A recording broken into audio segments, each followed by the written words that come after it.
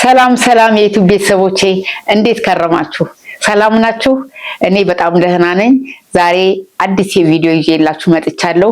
በጣም የወደድኩትና እናንተም ልትወዱት የምትችሉትን የጾም የስጋ ፍርፍር ነው። እንደምታውቁት እንግዲህ ጊዜው ወቅቱ ጾም ነው። ስጋን ሊሸውድላችሁም ይችላል። በምግብ ይዘቱም በጣም አሪፍ የሆነ ምግብ ነው። እንግዲህ ወደ አሰራሩ እንሄዳለን። ወደ አሰራሩ ስሙን ደግሞ በኋላ ነው የምነግራችሁ፣ በመሰራበት ጊዜ የምታዩት ይሆናል። ስለዚህ ወደ አሰራሩ ከመሄዳችን በፊት እንግዲህ ላይክ፣ ሼር፣ ሰብስክራይብ ማድረጋችሁንም አትርሱ። በመጀመሪያ ደረጃ የጾም ስጋ ፍርፍሩን ለማዘጋጀት በብረት ድስታችን ውስጥ ውሃን ጨምርና ውሃው እስኪፈላልን ድረስ እንጠብቀዋለን።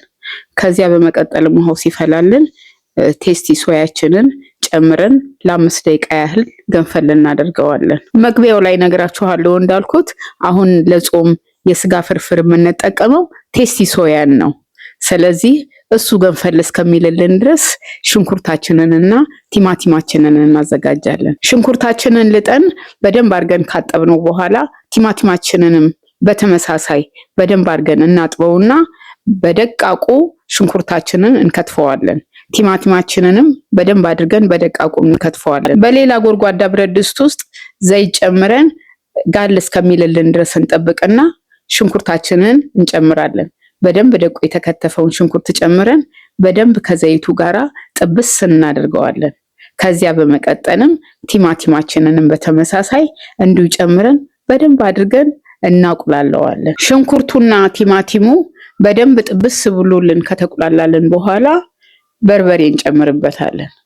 በርበሬም ጨምረን በተመሳሳይ በደንብ ውሃ ጠብ እያደረግን በደንብ አድርገን እናቁላለዋለን። በሌላ ብረት ድስት የጣድነው ቴስቲ ሶያ ለ5 ደቂቃ ያህል አገንፍለነዋል። አሁን እንግዲህ እሱን ከእሳት ላይ እናወጣና በደንብ አድርገን እናጠነፍፈዋለን።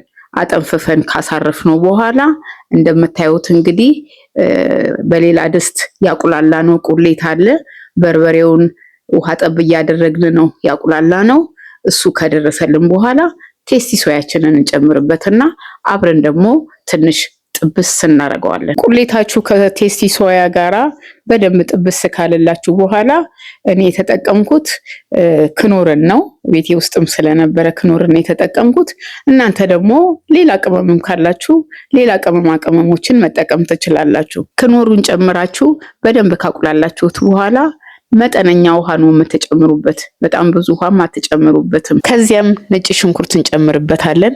እንደምታውቁት እንግዲህ እኔ ዛሬ ለወንደላጤዎች ብዬ ነው ያዘጋጀሁትና ብዙ ቅመማ ቅመሞች ይሄን ጨምሩ ማለትም ያልፈለኩት በቀላሉ እነሱ ሊጠቀሙበት ይችላሉ ብዬ ስላሰብኩ ነው። ስለዚህ መጠነኛ ውሃ ጨምረንበት ክኖርም ስላለ ብዙ ጨው ሳጨምሩ ትንሽ ጨው ጨምራችሁበት ትክትክ እንዲልላችሁ ትከድኑታላችሁ። ትክትክ ካለላችሁ በኋላ እሳቱን ቀንሳችሁ እንጀራችሁን ጥቅልል አድርጋችሁ በቢላ ክትፍ አድርጋችሁ እዛ ላይ ነስነስ አድርጋችሁ ማውጣት ነው።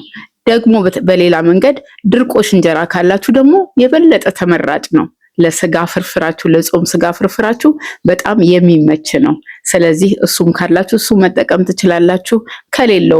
ከሌላችሁም ደግሞ ለስላሳውን እንጀራ ጨምራችሁ ማውጣት ነው የሚያስፈልገው። እንደምታዩት እንግዲህ ፍርፍራችን በጣም ቆንጆ ሆኖ ወጥቶልናል። ለገበታ እናቀርበዋለን። እኔ የቤት ውስጥ ባዘጋጀሁት ዳቦ ነው ያቀረብኩት። ዳቦውን ደግሞ እንዳዘጋጅላችሁ ከፈለጋችሁ በኮሜንት ሴክሽን ላይ ያሳውቁኝ። ቆንጆ ዳቦ አዘገጃጀት አሳያችኋለሁ። እንግዲህ ጾም ከተፈታ በኋላ ደግሞ የምንገናኘው በምን እንደሆነ ታውቃላችሁ። የቋንጣ ፍርፍር ነው አዘጋጅቼ ማሳያችሁ። እንግዲህ ቪዲዮዬን እስከ መጨረሻው ድረስ እንደተከታተላችሁት በጣም እርግጠኛ ነኝ። በዚህ ቪዲዮ ላይ ኮሜንት የምታደርጉት ነገር ካለ ሐሳብ ካላችሁ እባካችሁ ገለጹልኝ። ሰብስክራይብ፣ ላይክ ማድረጋችሁን ደግሞ አትርሱ።